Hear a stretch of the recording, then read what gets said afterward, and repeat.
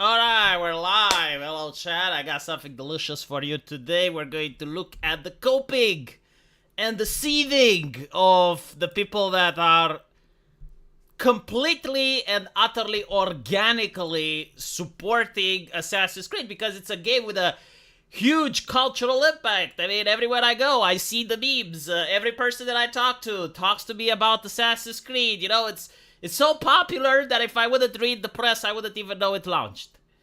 Like for a while, I ironically thought that maybe I'm spinning in all the wrong circles. Maybe I'm just not what I'm supposed to be because on the Discord servers that I'm in, on the forums that I read, on the social media that I use, no one is talking positively about these Western games anymore. Everyone talks shit, right? And so I felt like maybe I'm not where the gamers are at. But no, it turns out that these games are like massively unpopular. They do not make fan bases. Like, if you guys remember how things used to be back in the World of Warcraft era, like the video game would actually create a fan base. It would create a community. Like there were forums dedicated where people would join and they would nonstop talk about the game and they would analyze various characters and plots and they would talk about the gameplay and various strategies and stuff, right? You don't get that anymore. You know, like there is the only thing that a video game is like is you spend $120 on it, you play it for like 20 hours, and that's it. You're done, right? Hello, Mr. J. And so, unless I see a community around the game, I know it's not successful. And there are games that do have communities nowadays, like, for example, the Chinese games, you know, Path of Exile, Marvel Heroes, like a lot of shit that comes from Asia. Even Nikkei chat has a community. Like I ironically wanted to see, like, is there a person that has, like, an Assassin's Creed channel on YouTube? You know, like a person that dissects the Assassin's Creed lore, that talks about, like, various Assassin's Creed characters. Like, I'm not saying that isn't, but, like, I couldn't find it. But like, Nikkei, a fucking gacha game, I have found people. I have found people that have a channel dedicated for Nier, for Bayonetta, you know, where people, like, analyze the various characters, the various themes. They talk a little bit about the developers, right? Like, they do have communities. But, like, Assassin's Creed has jack shit. I can't find I have found, like, individual YouTube videos with Prince of Persia and maybe, like, some videos that talk a little bit about Assassin's Creed and the previous titles. But, like, other than that, no. Yasuke is literally out of place, by the way. Can you guess who is the big baddie? It's the Portuguese. Of course it's the Portuguese. This is one of the reasons that I hate woke writing, is that it's so predictable. Like, if you make a mystery that I know is written by a woke person, then I will know that the diverse character is perfect in every way, shape, or form. They're not going to do any wrong. In fact, like, the diversity guy is the red herring, and the actual person is a white guy. Now, there was a game that actually was ruined for me because it was woke. Have you guys played Disco Elysium? You probably did, right? And as I'm playing the game, I'm like, wow, you know, like, this is an interesting game. Who made it? And I look it up and I see that the developer is a communist. And I'm like, alright. Now I know how the mystery is going to end. And you're playing the game, and literally, like, all the indications, everything is directing you to the fact that the murder was committed by a black lesbian. And I'm playing the game and I'm like, there's no fucking way. There is no fucking way a communist is going to make the villain a black lesbian. It's against their identity politics. Like, they view the world through identity politics. They genuinely think that the individual members of that particular characteristic cannot be evil. And if they are evil, it's because they're constrained by society. Right? Like, they are pure-hearted angels. None of them can ever do anything bad. And if that happens, it's because society constrains them. And so I was like, well, there's a plot twist. That it just cannot happen. It cannot possibly be that this person is the killer. And yea and behold, as you play the game, you find out that, yep, the person is not the killer. The killer is actually a straight white man, of course. Like Chen Kyugor likes to say, of course, right? So, like, for me, woke storyline is also bad because it's so predictable. Jacob Andrew, thank you for the 25 Romanian currency. Watching Asmongold play Yaske Simulator was fucking fun, and as people in the chat have pointed out, the music is a banger. What what was the music in Assassin's Creed? Wacha Chica Ninja? Hold on, let me just see if I can find it. So, my god, like Ubisoft, there's another reason why I'm making fun of them, and I'm going to say it in a bit. Ching Chong Wacha Ninja, right? So like in the last song of the game in Assassin's Creed, where you're fighting the last boss, there is a music that the lyrics which are misheard is Ching Chong Wacha Ninja. Now I actually had to do a little bit of digging because I just got curious into seeing like, all right, well, what actually are they talking about? Because there's no way that the guy is saying Ching Chong Wacha Ninja, but like, listen to this, right? And tell me if that's not the misheard lyrics. If this isn't like what rings into your ear as you're watching the last fight battle in the game.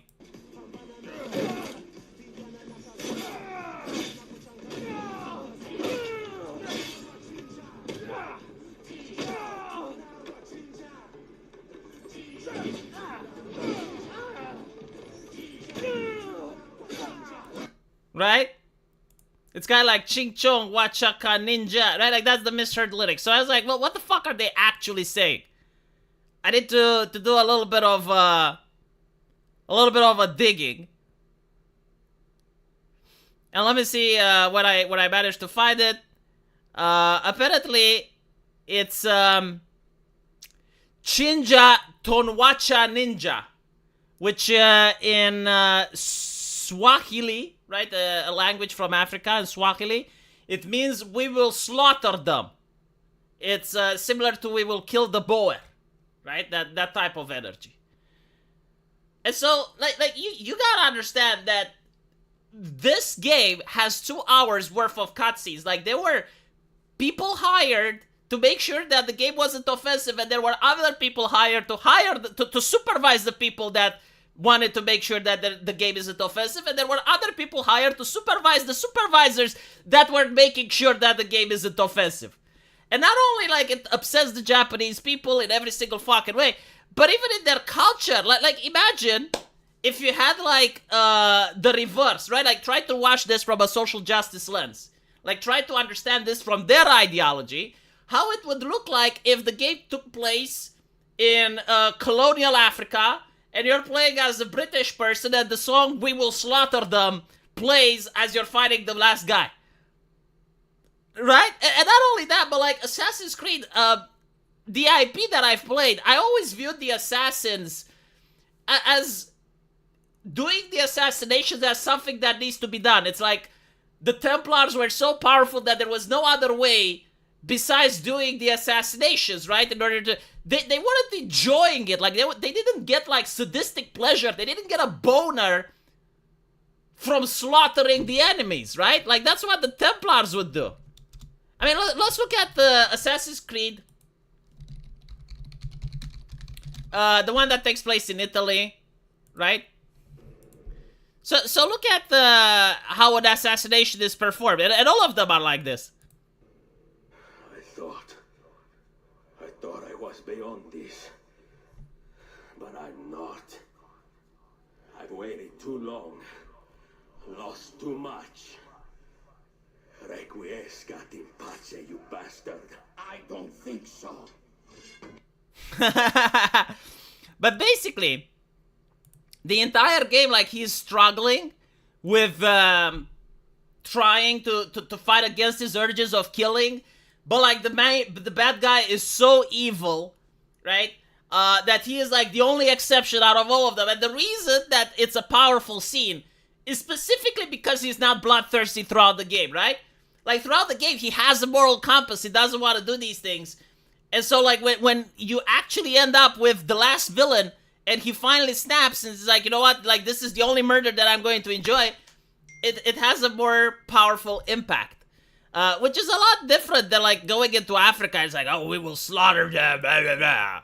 Ching cha, wacha, hacha, ninja. You know, it's I'll give you $50 to stream a playthrough of Call of Duty World at War on a related note. Does Romania censor gore and violence like Germany?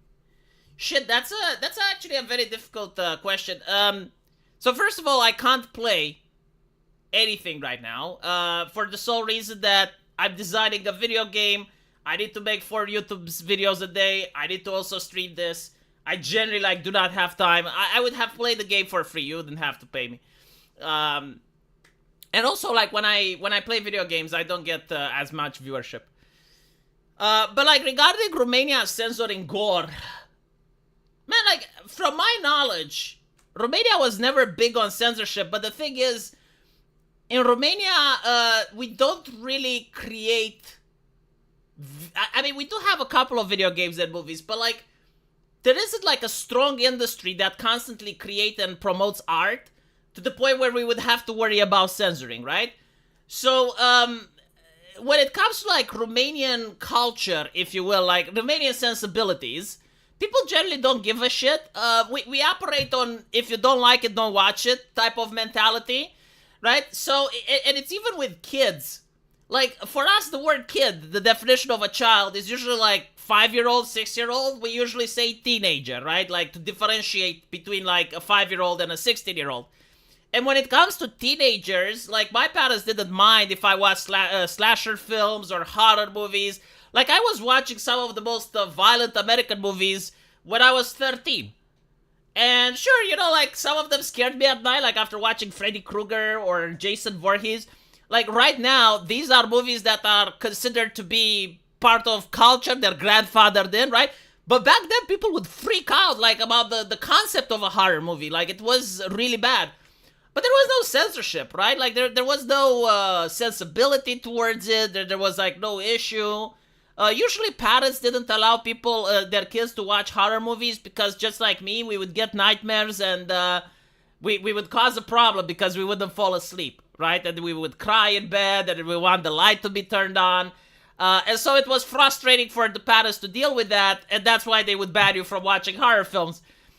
But after a while, I just got used to it, and I just genuinely really got into the whole horror genre that Americans were making. In fact, it's kind of sad that we don't get horror movies anymore. Because I grew up with stuff like Alien.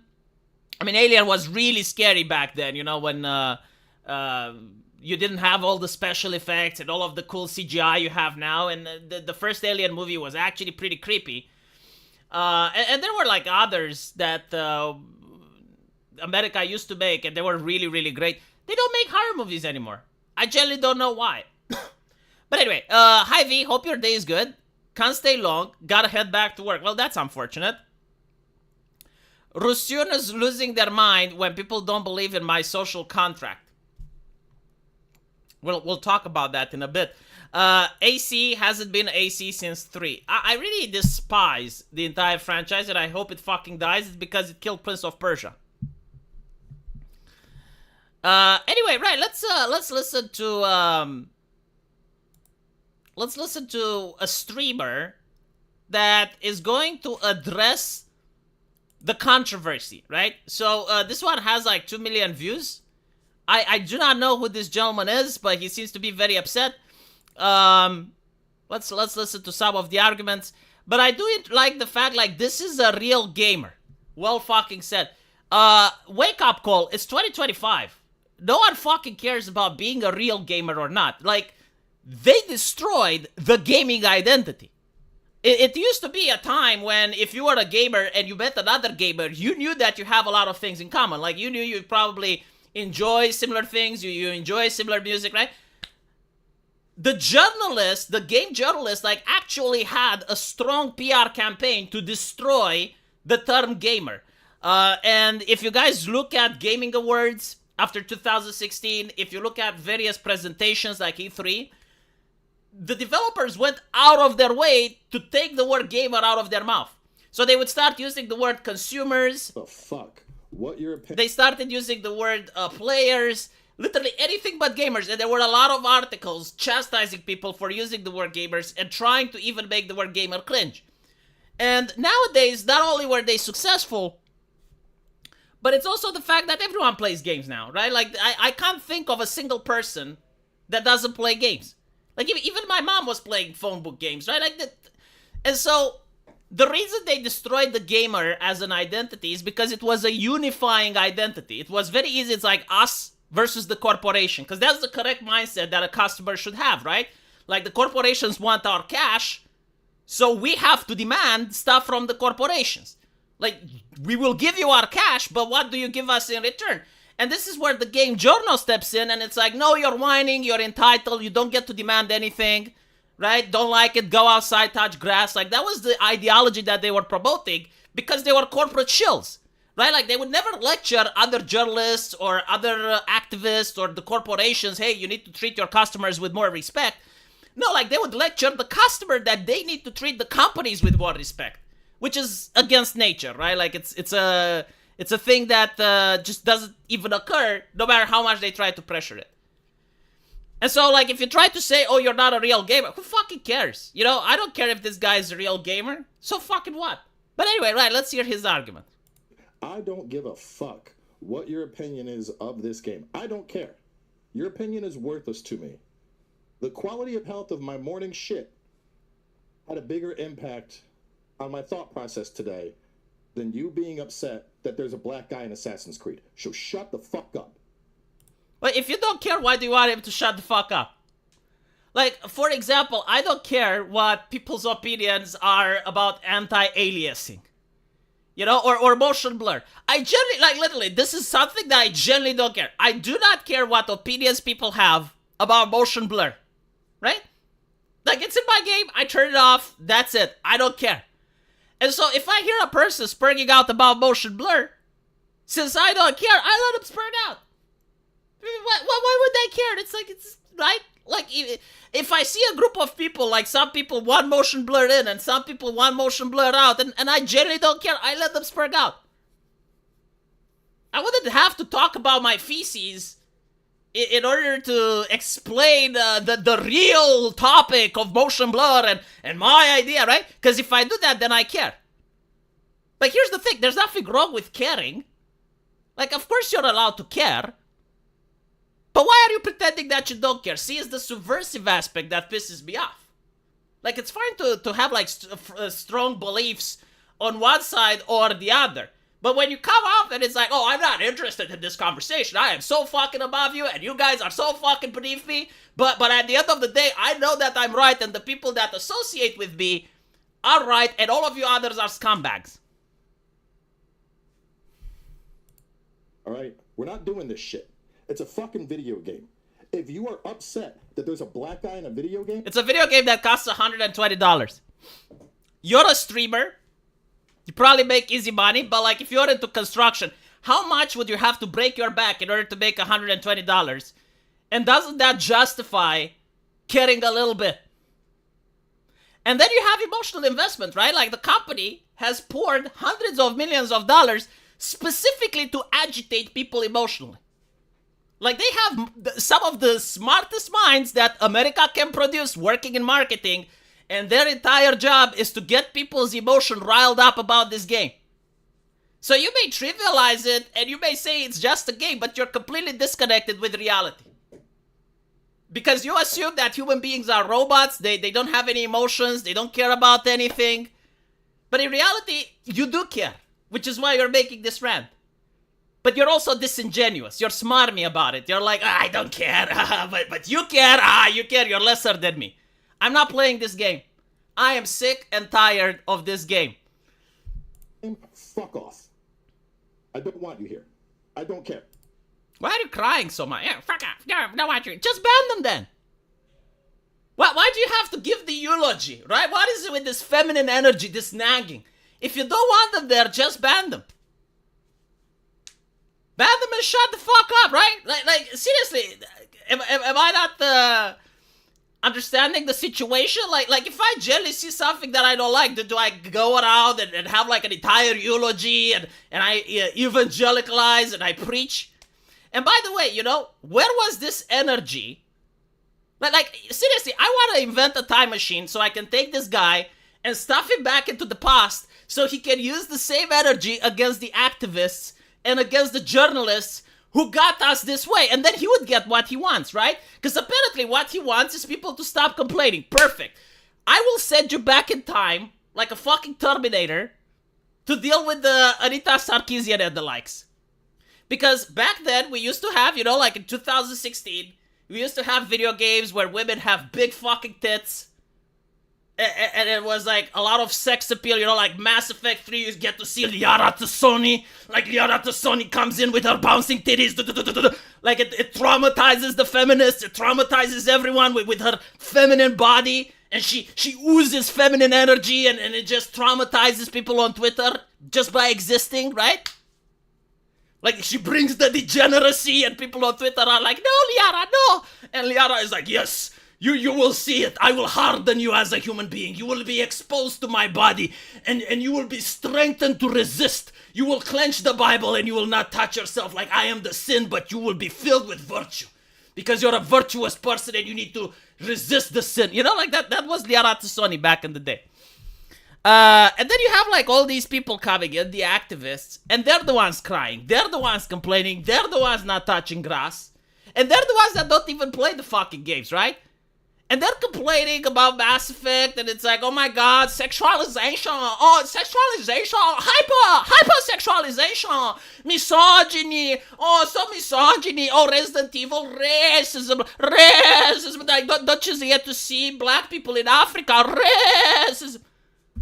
Oh my goodness, I played on Xbox and someone said racism to me and it was with sexualization and they made sexual jokes and PewDiePie the bridge. Oh, we didn't trust the safety. Oh, we didn't trust the safety councils to protect us, protect our feelings, safe spaces. We need safe spaces.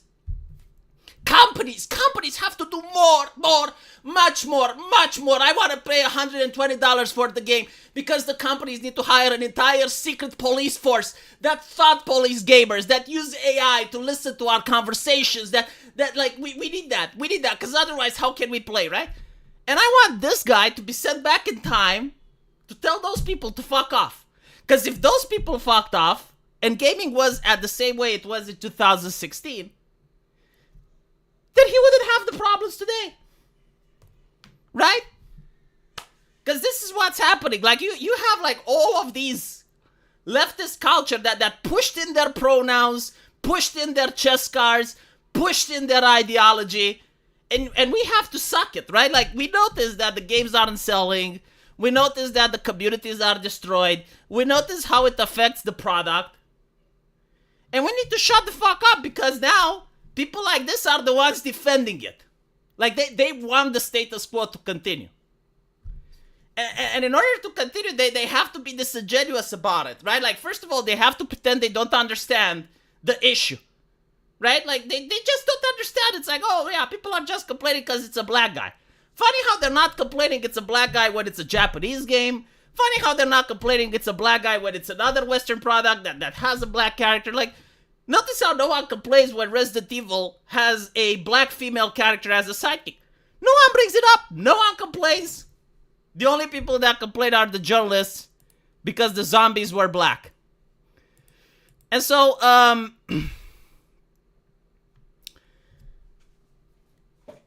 the whole thing is that they have to now defend the status quo, right? The way I view it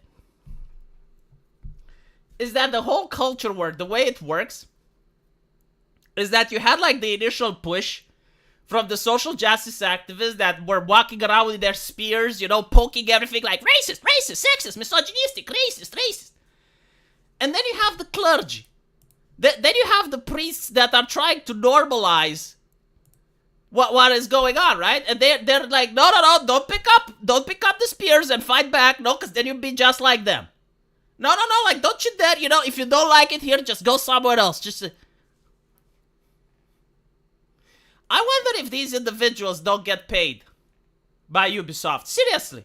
Not him in particular, but like, I noticed that a lot of streamers are taking money from behind closed doors from various activist groups, think tanks, NGOs, Because it's like so fucking weird that they have the exact same talking points. Right? Like when you look at the anti-woke people that are against the corporations and no one is interested in funding them with money, like my take is incredibly different than, let's say, Synthetic Man's, who has a take that's incredibly different than Asmongold's, who has a take that's incredibly different than Arch Warhammer. You know, like there's overlap. But at the end of the day, like we disagree, we have like different takes. But when you look at the corporate shills, literally talking point after talking point after talking point. I don't think that this person is so disingenuous he doesn't understand why people don't like Yasuke. I don't think like he is so clueless that he doesn't notice that the Japanese government, like officials from the Japanese government don't like this game. Like, oh, it's just a game. Then why is a nation's government stepping up to talk against this company? If it's just a game. If it's just a game, why do they hire consultants to make sure that their game isn't offensive? Because it's just a game, right? As if we live in a libertarian society where you can just make whatever games you want. Because that's the thing that pisses me off, you know? You don't know about this until you go into game design and you try to make an indie game and you realize it's like a fucking bureaucracy. I'm not even kidding. Like, there's an entire checklist of things you are allowed and aren't allowed to do. Like, if you want to make Postal 1, the video game, probably banned in a lot of places. Like, Postal 2, right? So, Postal 2 is a satirical game in which you get to piss on your father's grave. Actually, you get to take a piss on women as well. Like, there's actually a button. Okay, like, for those of you who haven't played Postal 2, it's a satirical game. And everything is over the top. Everything is edgy and as offensive as possible. So you literally have a button where you unzip your pants and you take a piss, right? And you can do that on other people. You can do that on police officers. You can do that everywhere. You can take a cat and use it as a silencer. Like you put your weapon into the cat's anus and when you fire the gun, it uses a silencer. Like, again, the game is edgy to the extreme, right? Now, let's say I tried to make that today. First of all, I would probably violate Steam's TOS when it comes to hate speech. I would probably violate some national laws. I think, like, in Germany, like, there would be obscenity laws because you're using, like you're pissing on people and you're using a cat as a silencer and all of that shit. But hey, it's just a game. Like, why is this a thing? Like, why are there so many laws? Because it's just a game, right? But that's not the world we live in. And don't get me wrong, like, it should be. Like, I genuinely think that if it's a video game, right, and it doesn't have real people, and it doesn't have, it looks simulated, right, like, I do think you should be able to create South Park. I do think that you should be able to go over the top and make, like, the most disgusting, obscene thing humanly imaginable. Because at the end of the day, if people don't want to buy it, they won't buy it, right? But that's not the mentality we're using, so we have to apply the mentality of today. We can't apply the mentality of the hypothetical.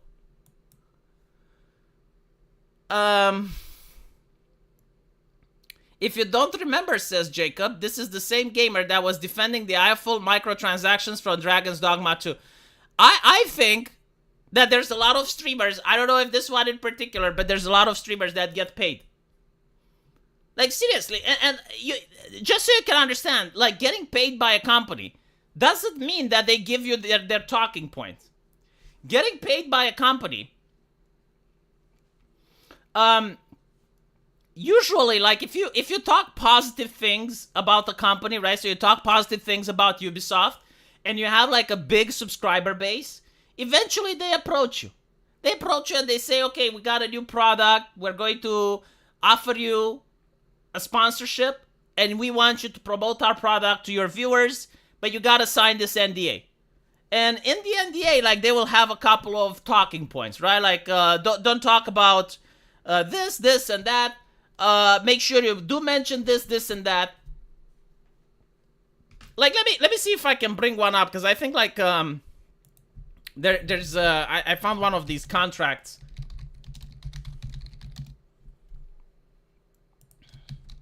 From Dragon Age.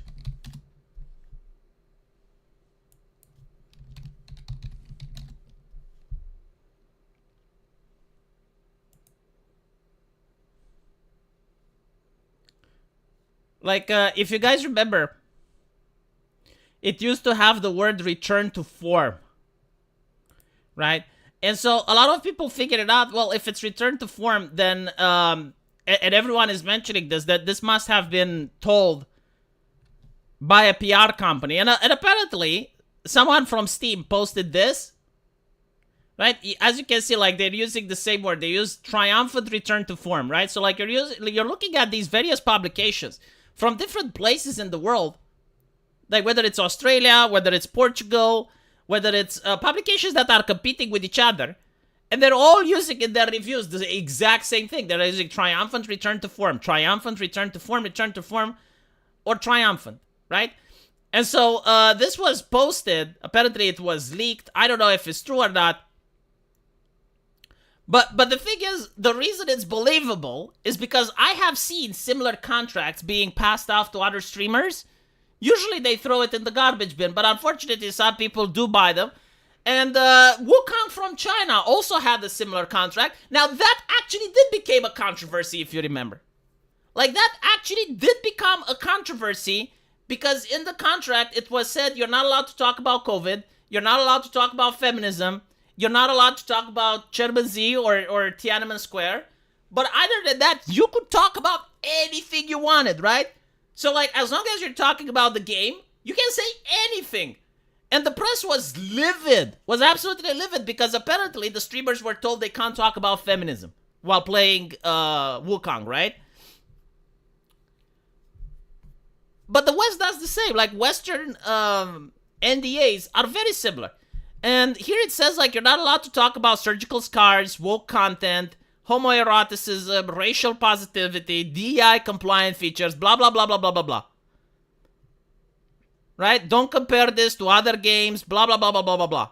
Now, again, I don't know if this is true or not, but from what I've noticed, like, the controversy is huge. You go on, you go on Twitter, you go on 4chan, you go on Discord, you go on various places, and everyone that mentions Dragon Age brings up at least some of these points. And then you look at IGN, you look at all of these other places, and none of them seem to mention it. Like, despite the fact that even in their own comment sections people bring it up, they refuse to mention all of these. This is why people believe that this was true. Again, I don't know if the leak is true or not, but the concept behind it is definitely true. Because I have seen, like, various other NDAs contracts. The first one that I saw was one that I think Angry Joe leaked it. Or was it Total Biscuit? It was an EA game, the one that dealt with the Nemesis system, right? The Lord of the Rings one. And they also, like, released an NDA, and they would ask that the streamer gives at least this grade. I think it was a 9, and they talk in depth about the Nemesis system, and they avoid talking about this and this and that. And the problem is that you, as the viewer, you get to think that these are the streamer's original takes, right? Like, you get to feel as if the streamer played it, he contemplated on what to say, and then he brought up those points, when in reality, he got paid by the company, not disclosing it, or even if they do disclose it, they will say, yeah, like, we're getting a sponsorship by the company, so something really vague, right? And then he has, like, the talking points that were shipped, and you're thinking, like, okay, well, this is coming from my favorite streamer. Like, this is him playing the game, and then, like, sitting on it, and thinking about it, and then, like, adding these commentaries, which is not what's happening. It's sponsored content, pretty much, you know? And it's interesting because, from my understanding, the American law is against sponsored content. Like, you have to disclaim that this is content that's paid for. Wasn't that Warner Brothers? Wasn't it a collaboration? Okay, if I'm wrong, I will pull it back. I think, I think it may have been Warner Brothers. But still, right, like, that was, like, the very first type of these contracts where it was revealed to the public the unsavory business practices that they were doing behind the scenes. Hello, AgriJager. When a dictatorship is producing saner corporate policy than we are regarding terms of service, we have a problem. Yeah, it's very weird, right? But I think, like, the difference is like this, you know? I think, like, with Wukong, the Chinese company knew they have a good product. And there's, like, not much to criticize. And so they were very confident sitting behind their product. The Western companies, they know they have a shit mediocre product, and so they need to do damage control after shilling it. You know, like the way it started, back in the day, I remember like in the West when video games were in physical formats. Like you would buy, let's say, StarCraft, right? And the game would work on launch. Like everything was functional, everything was there, you know, you're buying the game. And sometimes you'd get patches, but like back then not everyone had internet, so you had to make sure that the disk is functional, right? Like everything is on the disk. And usually like if someone had like a patch, they would put the patch on a diskette, or they would put a patch on another CD, and you know, you would patch the game like that. But usually like patches were very rare back then. What did exist were expansion packs, right? So like the expansion pack would usually patch the problems with the original game. So you're basically like paying, let's say, $60 for StarCraft. And you have StarCraft, you have everything, right? And then you buy the expansion pack, Brood War, and that one costs like $30, but it's like half the game. Like you get like an insanely long campaign. You get new units for every race. You know, it modifies and it changes fundamentals of the game. Like it completely revitalizes the community. And so what happens is like people don't like physical discs anymore. The internet becomes more popular, and now we have the video game that comes out, and then you have to wait for the day one patch. And the gamers are actually justifying this. Like, this is what really pissed me off. And I was like, well, are you a consumer, or are you like a person that's on the board of the corporation? Like, what the fuck are you doing, right? And so, like, you would have gamers that would be like, well, you know, here's the thing, right? Back in the day with StarCraft, they would also pay beta testers. Like, they would pay people to beta test, right? Now, they don't even do that. Now, the beta test is kind of like a demo. Like, they're allowing people to play a little bit earlier. And so, like, people would play the beta test, and they will see, like, game-breaking bugs. Like, I remember Street Fighter. Street Fighter was one of the biggest disappointments, right? So, like, Street Fighter 5. You have Street Fighter 5 coming out, and a lot of people are pointing out, it's like, dude, it's not keyboard-friendly. Like, this is a PC port. I know it's a fighting game and you need a fight stick, but I'm on the PC, right? If you're porting the game on PC, it should have keyboard compatibility. And people were basically saying, oh no, because it's just a beta, like they will fix it, it's just a beta. And I was like, no, they're not going to fix it. They're not going to fix it at all. Like this is how they're launching it. And I was attacked for it, right? And then the game comes out, guess what? Still not keyboard compatible. And I was like, basically, oh, but you gotta wait for the day one patch. You gotta wait for the day one. In other words, like what you gotta do, right, is give money to the company for the broken product, and then wait a significant amount of time so you can't refund the game. And that's like the mentality that these people have. It's so fucked up. Return to form implies admission that older games lacked form. In other words, were shit. Blubber teams are the only people with the balls to say it as it is. That is so fucking true. That is so fucking true. I never thought about it that way. But like, yeah. Although, like, the thing is with the return to form, like, most people agree that BioWare's Anthem was shit. Right? Like, you're not going to find people that will say, yeah, like, BioWare's Anthem was good. And so, like, most of the BioWare games that came out, I think, after Neverwinter Nights 2, right? Like, that was their last good game. Like, no, sorry, Mass Effect. I would say Mass Effect 3 actually is a good game. Like after Mass Effect 3, all the games that came out afterwards were absolute horseshit, right? Like, no one will say that Mass Effect Andromeda was good. Like, they all agree that it's bad. No one will say that Anthem was good. Everyone agrees that it's shit. No one will say that Dragon Age Failguard is good. Everyone knows it's shit. And so, like, yeah, they already admit it. Like, they don't have to play word games with return to form and stuff. Like, they already are aware that, yeah, like, back in the old day, games were actually made better. I would say that Mass Effect 3 was a shit start to finish. I disagree. I think that Mass Effect 3 had an awful ending, but, like, the gameplay itself is better than 2. Like, the gameplay mechanic and some of the dialogues and the fact that you get to punch a journalist actually saved the game. And the whole romance with Tali, and you can actually save the Quarians, and you can get the Quarians and the gift to make peace based on your previous choices. I think that's actually cool. But the ending itself was shit. I do agree.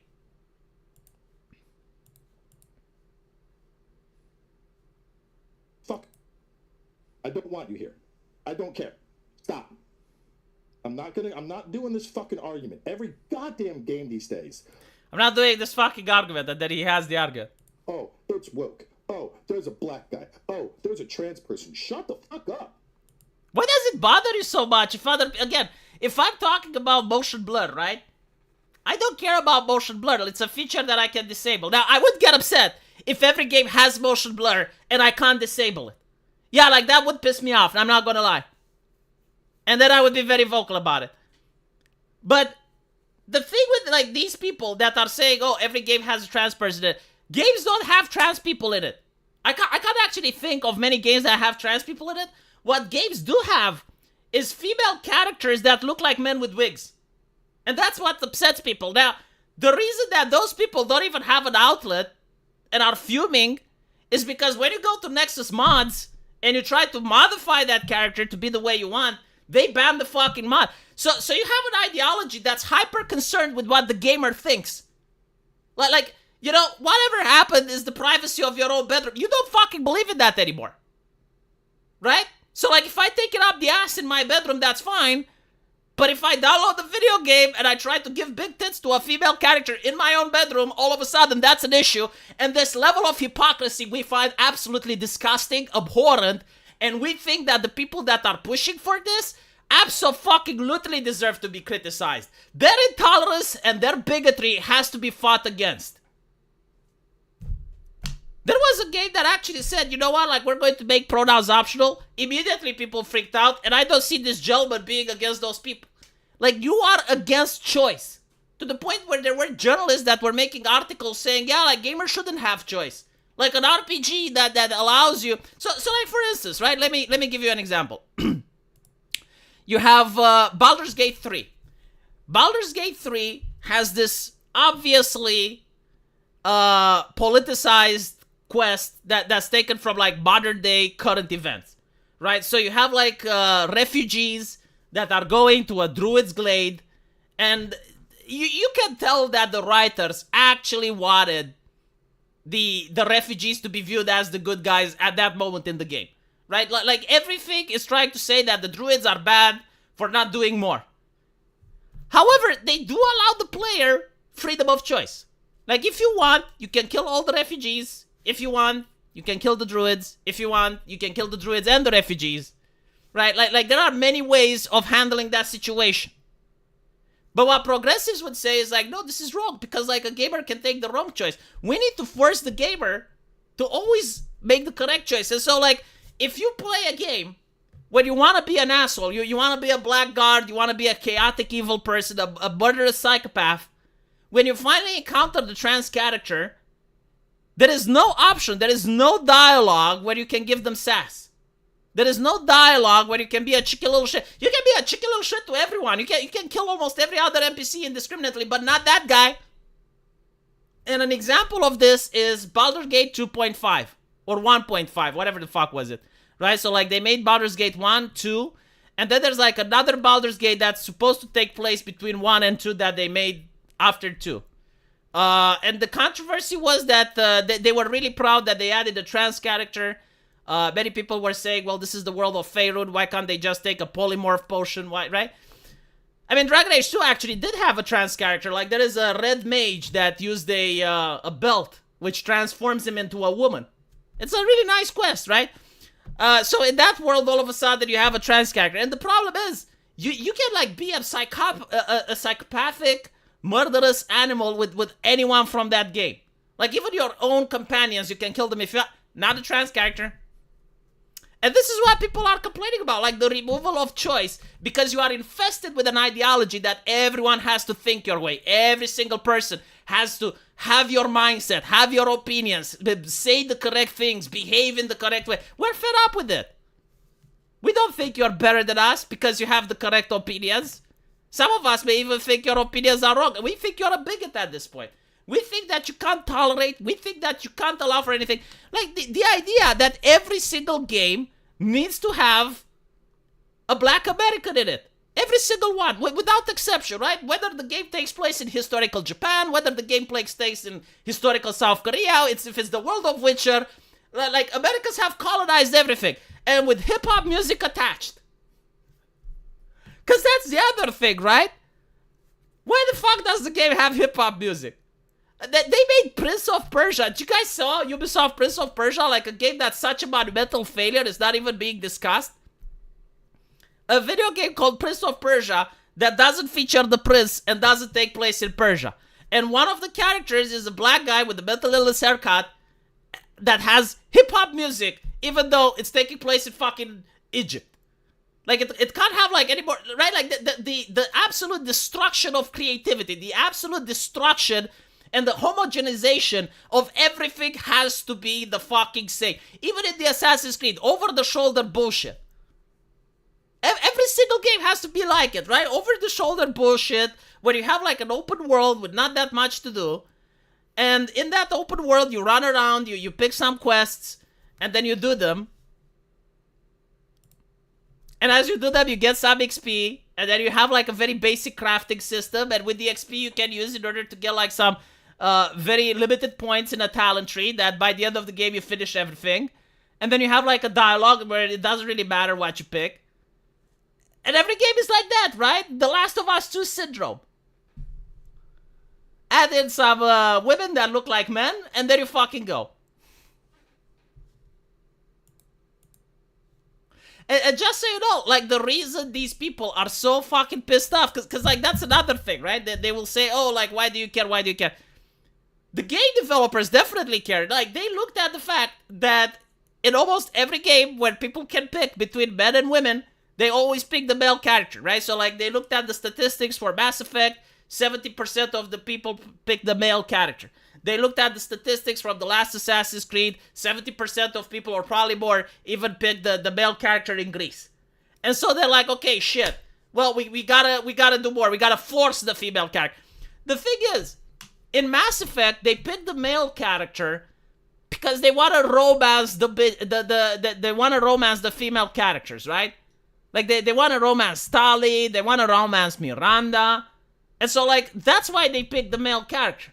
Because it's an RPG. When they play World of Warcraft, they usually pick the sexy female night elf. They usually pick the hot chick, right? Because, like, in World of Warcraft, you don't have romance and shit.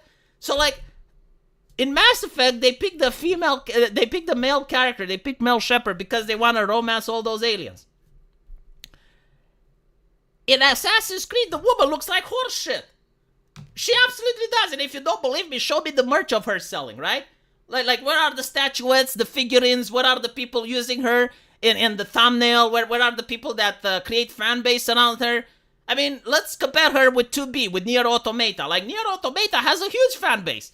Figurines with her are flying off the shelves. T-shirts with her are being sold, right? Action figures with her are being sold. Cosplayers with her exist.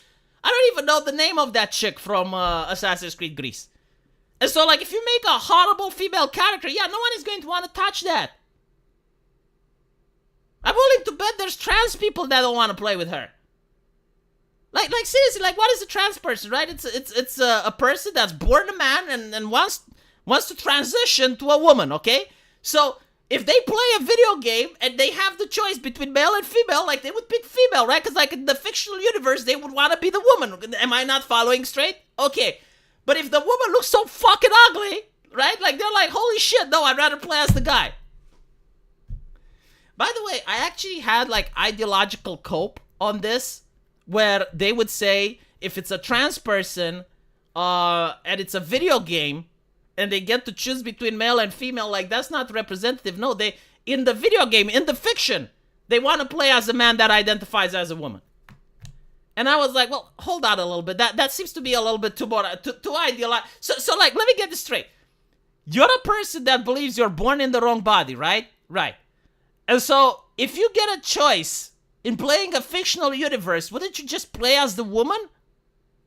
No, I want to play as a man that is born in the wrong body in a fictional universe that wants to identify as a woman. And then I'm like, okay. Do you know like those animes that are isekais? And, you know, like Tanya the Evil, like you have a guy, and all of a sudden something happens, right? Like he dies, you know, gets hit by a bus, but he gets reincarnated in a fictional world, right? So like he starts life all over again in a fictional setting. I'm actually curious. So like if you have a trans person that goes through the isekai experience, and they're born as a woman, would they identify as a man or stay as a woman? Like that's a little bit too complex for them. I have yet to hear a response from this, because it's really curious, right? Like I generally want to educate myself. I generally want to know, like, how do you handle this issue? So fucking bizarre. Like seriously, like if you're a guy that really wants to be a mage, you know, like when you're a teenager and you want to be Goku, right? Like you want to be Goku, and you want to do the Kamehameha, and you want to do all this shit, and you want to be a good fighter, and then you play a video game, you play fiction in the world of Dragon Ball. Would you pick Goku, or would you pick another kid from that universe that wants to be like Goku? Because right, like, to me, it doesn't make any fucking sense. Like, who would pick the kid that wants to be like Goku when you can actually play as Goku? God. Return to form implies admission that older games lack form. Hold on, alright, I read this super chat already.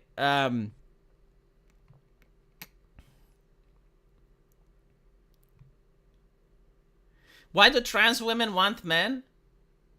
No, it depends actually. Like it depends. From what I've seen, like a lot of the trans women are lesbians. I'm not saying all, but I've seen a significant number. Yeah, it's almost like just so you can understand, like this is ideological. This transcends actually trying to help people or trying to understand medical issues.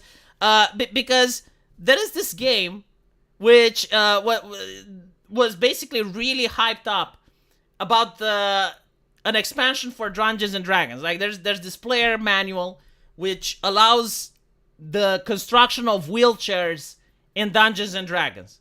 Like, I'm pretty sure like a lot of you have heard about it, right? And so like if you now I gotta say I'm not against it as a concept. Right, like you can make an interesting character that's on a wheelchair in two separate reasons.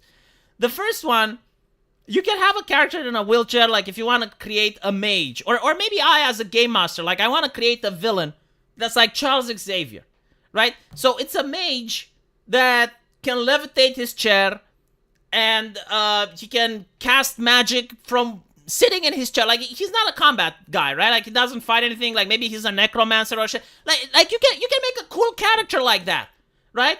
Now if you make him into a barbarian, that's ridiculous. Or it would be a comedy relief, I guess. You know, like you have a barbarian that sits on a chair that hovers and whatever. Or you can have like a character that suffers an injury during the game. Like let's say their spine is broken, and they're like a level 3 adventure, and in your world, magic is extremely expensive, they can't afford it. Now he's on the fucking chair. Like, you can actually do cool shit, right? But what shocked me as I'm reading this is like, okay, if you play a druid.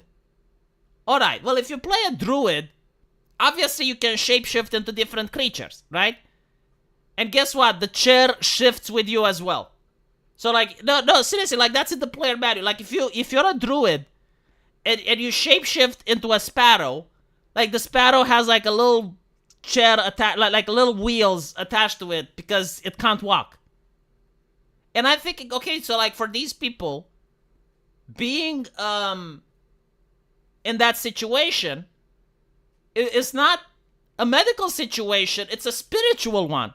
Like it's their identity. Like disability is an identity. It's like being crippled spiritually. Like even if your body morphs, even if your body shifts, you carry the disability with you. Like that is such a fucking horrible way of viewing life. It's like, yeah, like it's a mental block, I guess. Yeah, like a dog with wheels. Yeah, like it literally has that. And that's what like really baffled me, you know, because like up until that point, I get it. You know, you got your like little wheelchair and shit, and then, like you can add it in various campaigns and stuff. Like you can make it work, right? But what I can't understand is like, why is it that if the character can shapeshift, why would the chair shapeshift as well?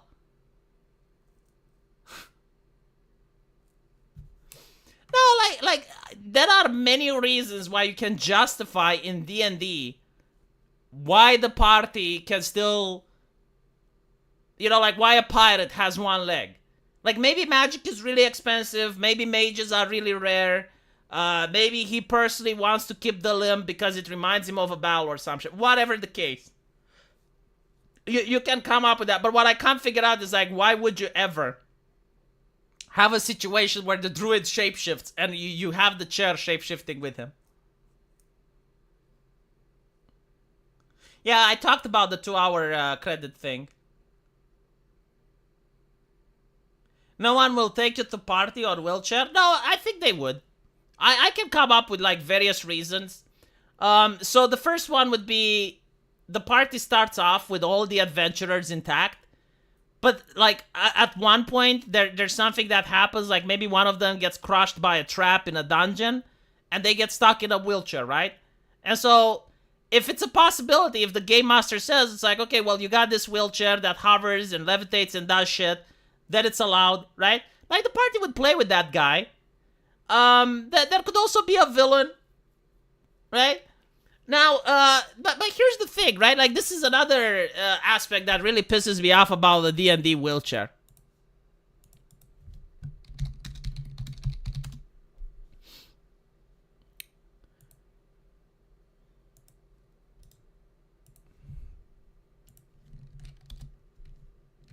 So the thing that really annoys me about this is that it's again like the bringing of current morality into fiction, right? Like the wheelchair is not associated with medieval.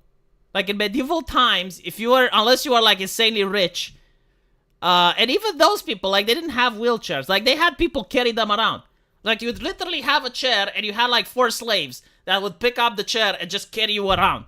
Why can't you do that? That's, like, a lot more fucking cool, right? Like, in D&D, what I would do, you would have a character like Bran from Game of Thrones, right? Like Bran who can't walk. And you have an ogre or some creature like that that's being mind-controlled or fed, like, some potions to make it docile and carry you into combat.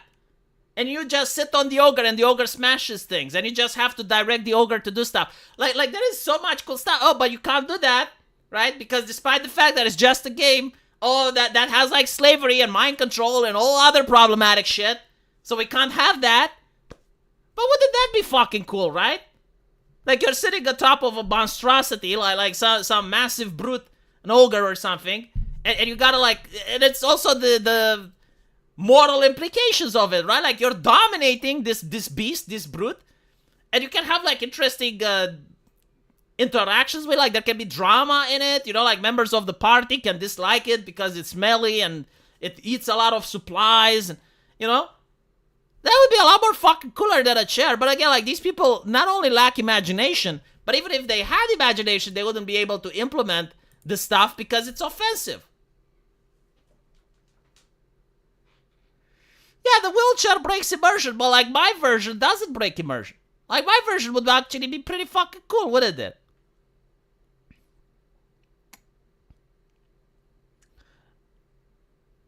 No, like the wheelchair in Dungeons and Dragons works on stairs. Like it's already covered with it. Like in the player manual, it says that it can levitate, right? So like it's got a magical stone that can make it hover. Which, okay, fine, whatever. But the thing is, like, another problem that I have with the chair is that it doesn't give you any disadvantages, right? In fact, it actually makes you a little bit better. Like, it gives you bonuses and shit. And so, like, hold on a little bit. I mean, what's the point then? Like, what's the point in, okay, so basically you're telling me if you have an adventurer that has, like, 100% effectiveness, right? And then he gets into a trap in a dungeon and now can't walk. And he gets into the chair and now he's 120% effectiveness.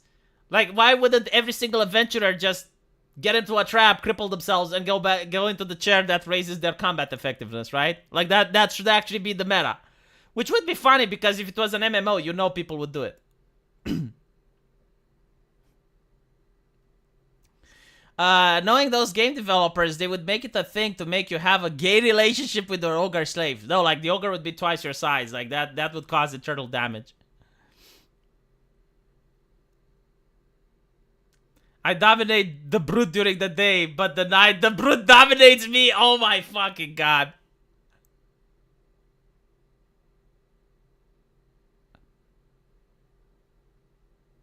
Yeah, like, you know when you have an actual chair in a game? And it looks fucking cool and badass?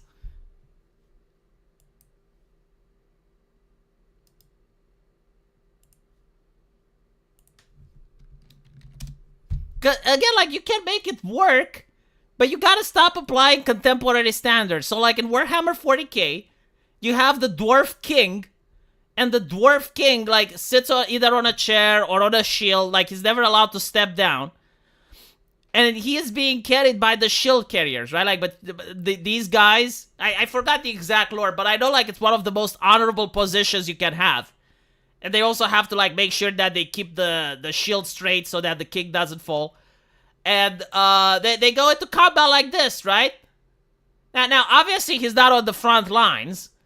But it's still pretty fucking cool, right? Like, this actually looks cool and immersive. Like, it's part of their culture. Like, once you're the king, you're not allowed to walk. Like, you constantly have to stay on a chair that's being carried by other people. And there's explanation, like, why that is and what happens if he steps down. There's also the slan. The slan also do the same. But the thing with the slan, it's more, like, magical. So, like, the slan have the toads, which are one of the most powerful magic users in the world of Warhammer. And the reason they can't sit on the ground is because the ground is tainted. Like, ever since the Chaos Gods came into the New World, like, they tainted the earth. So, like, if they ever touch the ground, they lose their magical ability. And so it's the same thing, right? Like, the slan is being carried by others. So it's pretty fucking dope. But like, you gotta let your imagination run wild, right? You gotta allow things to, like, you need to visualize, like, that world. I'm looking at the intro for Fallout 2. And I think I'll end the stream with this. But I just want to show you the difference in levels of creativity between back then and now.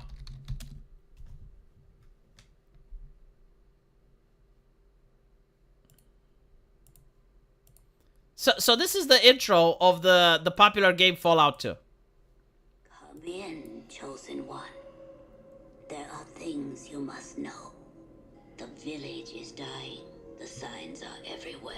Withering crops. Dying Brahmin.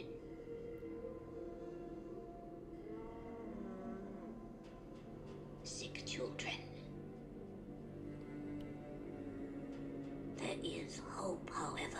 A slim hope that few know of. The old discs speak of an item called the Garden of Eden Creation Kit. It is said it can bring life to the wasteland.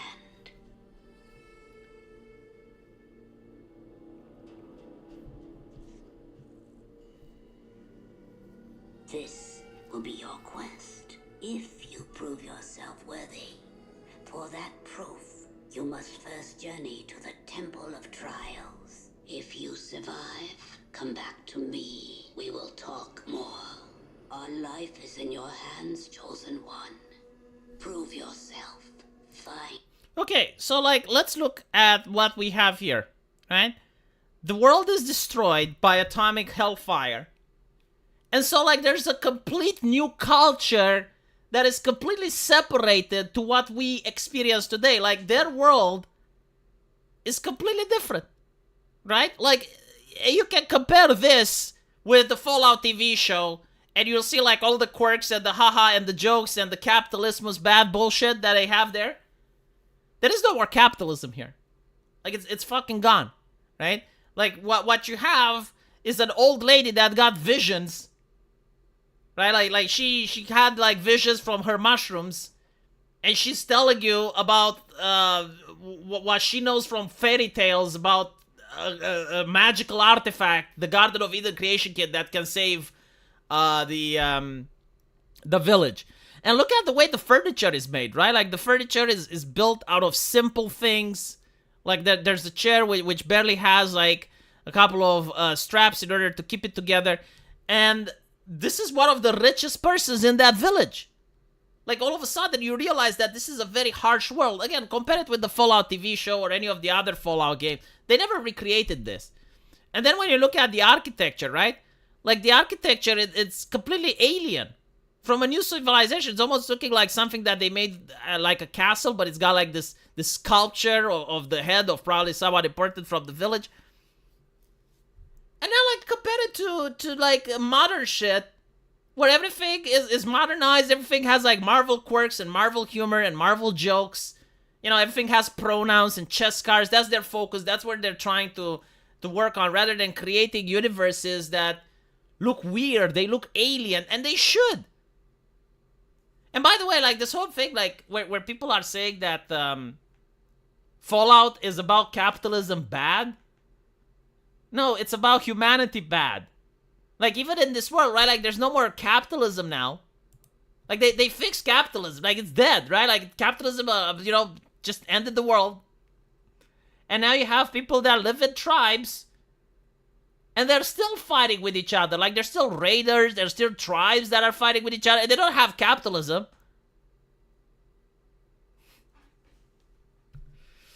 Anyway, is this narrow American viewpoint that everything is about social justice and everything has to adhere to social justice.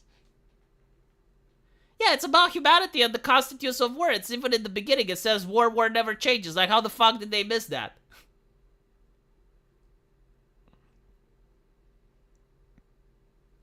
No, it's not about nuclear warfare bad. That's just part of it, right? It's the fact that humans are very territorial and they will constantly fight. Like, no matter what happens, no matter what ideology, no matter what groups of people, they will constantly fight. That's the mentality. Oh shit, thank you for the 100 hours. Wokeness consumed people's creativity. The more godless a society becomes, the more mediocre it gets. I wouldn't say that. Like, I'm looking at other civilizations that aren't Christian.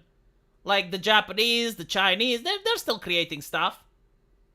I don't think like, and by the way, like some of the people that created really good works of art, like Warcraft and other shit, like you don't have to be a Christian. I think this is a cope.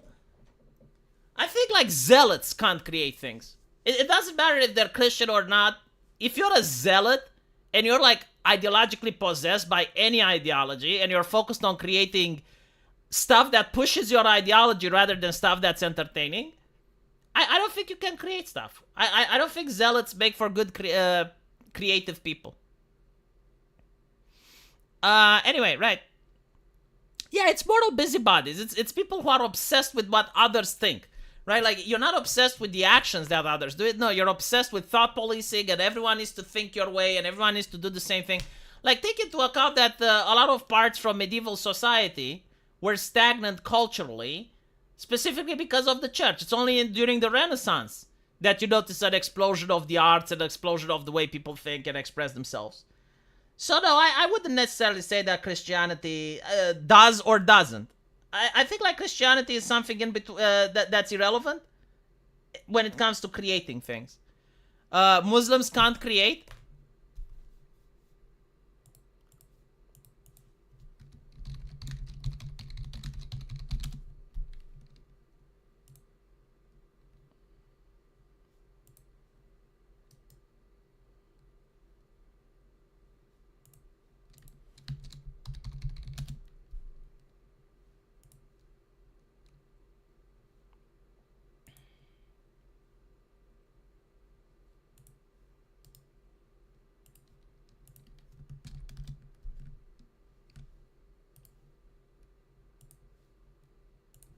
I mean, I don't know. It looks pretty fucking cool to me. You know what's the problem? A lot of things in the West right now, I don't know if you guys noticed, but we are in a period of cultural and technological stagnation. Like when I was a kid, inventions were just flying off the shelves. You know, you go from a 486 to a Pentium 2, and all of a sudden you have like advanced computers, and you got like VR and smartphones and shit, like an explosion. And now it's a stagnation. Like the new iPhone isn't that better than the previous one. There haven't been any miracle drugs coming on the market. You know, it's kind of like, and if you look at the universities, and you find out that it's a grift. Like a lot of PhDs are being given to people that shouldn't get them. The standards have dropped. There's a lot of pressure to pass everyone. And so, you know, like university is a grift. Science is starting to be a grift. A lot of the peer review can't be replicated. Like there is a peer review replication crisis. And this is like in the entire West. Meanwhile, the Chinese are dominating with their robotics and stuff. And they're Chinese aren't Christians. So no, I don't think it's religion that's the issue. I think the issue is being a zealot, right? Like if you're a zealot and you crack down on creativity because it goes against your ideology, then you end up with people that are afraid to create or don't even try, right? Like if creation is filled with a bureaucracy, because now if you want to make a movie, you have like a list of things you're allowed, a list of things you aren't allowed to do. And so, like, making a movie is not art anymore. It's kind of like manufacturing a product off an assembly line. Yeah, it's not going to end up with a pretty good movie. Meanwhile, the cool movies happened when there was no bureaucracy, when you can literally make a movie where an acid monster kills a kid. That's the Blob movie. You know, really, really freaky scene where the kid finally dies in the canals. And the reason I say finally is because I was always watching horror movies. And you always know that the kid survives, you know? Because it's just a kid. But like in the Blob, no. In the Blob, the kid dies.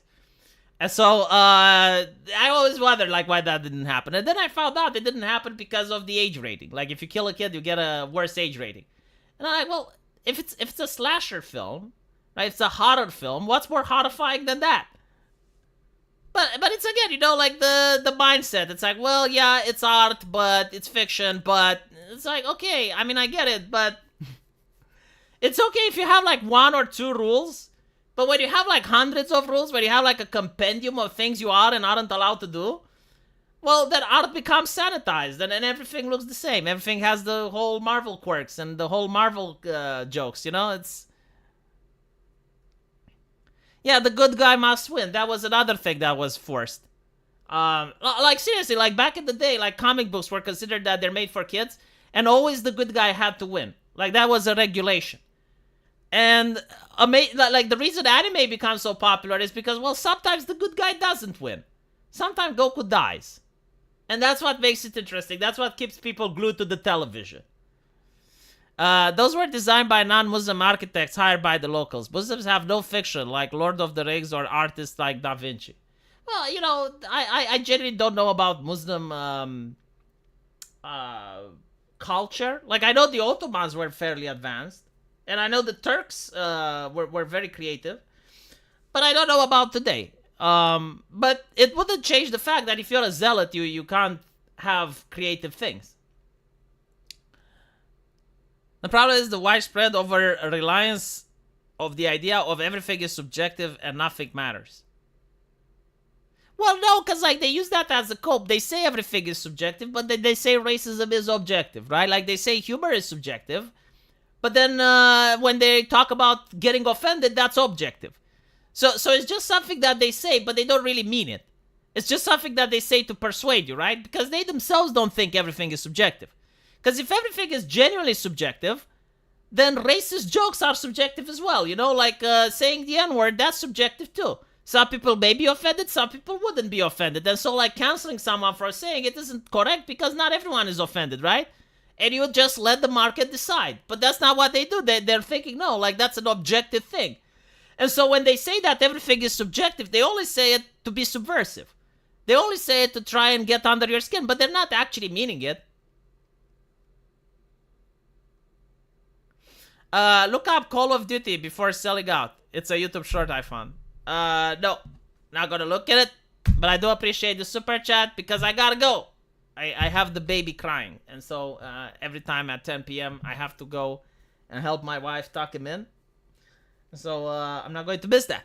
Thank you guys for watching, though. I'll upload the videos on my other channel. Sorry, Geth, but next time. I'll do it on the next stream. Please remind me. Take care.